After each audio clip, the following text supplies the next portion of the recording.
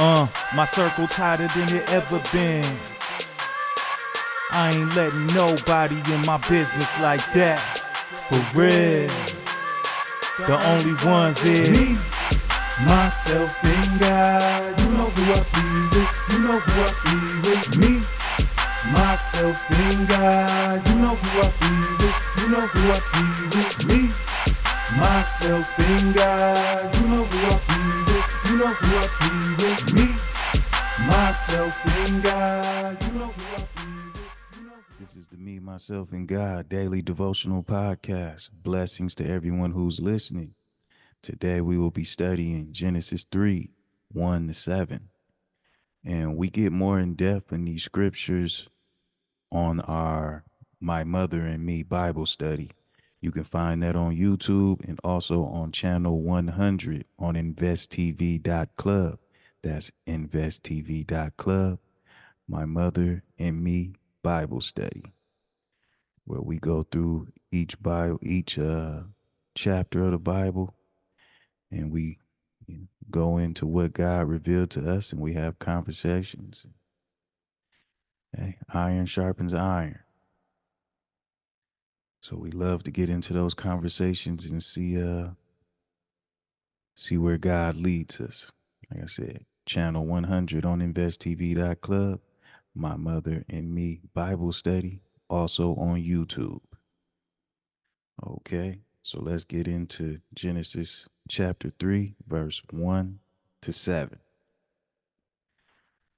The serpent was the shrewdest of all the wild animals the Lord God had made.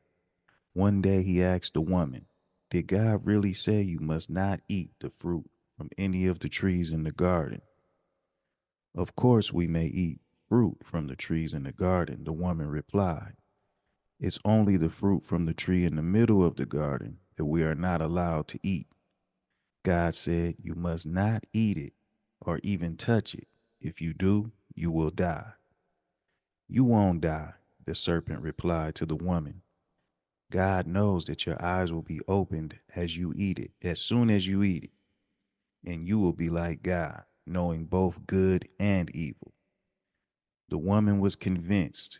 She saw that the tree was beautiful and its fruit looked delicious, and she wanted the wisdom it would give her. So she took some of the fruit and ate it. Then she gave some to her husband, who was with her, and he ate it too. At that moment, their eyes were opened, and they suddenly felt shame at their nakedness, so they sewed fig leaves together to cover themselves. The first thing in this passage that stood out to me was the serpent was the shrewdest of all the wild animals. Shrewdest means having sharp powers of judgment, being sharp-witted and astute. So the serpent was smart and intelligent as it approached Eve to deceive her. The serpent didn't lie to Eve. He manipulated her into being convinced by his evil perspective of the situation. Instead of appealing to true strength and loyalty, Eve fell for the temptation and appeal of vanity presented to her by the serpent's deception. Giving into your lustful eyes and the desires of your greed only lead to emptiness, shame, and consequences. There's also commentary in my Bible that is directed to this passage. It says, "The account here pictures for us the process of temptation. The serpent offered as a very attractive option something that had been forbidden by God. The serpent also caused Eve to doubt God and the truth of his word. During the debate, Eve offered some half-hearted opposition, but her growing doubt in God weakened her resolve. In the end, she gave in. Satan strengthened his temptation by weakening Eve's faith in God. Staying close to God and preserving our faith in him will weaken the power of temptation in our life. So as we go through our journey in this life, we have to know that the goal of temptation is to weaken your faith and cause you to doubt God. which leads you into sin. All right.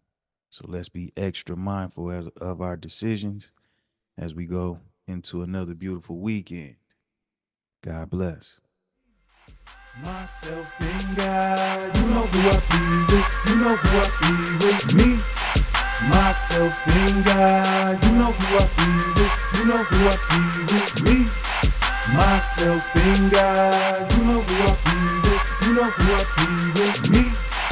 Myself and God, you know who I be with, you know who I be with. No, it ain't a secret. This is Radio For Real. Welcome to the Good Vibes.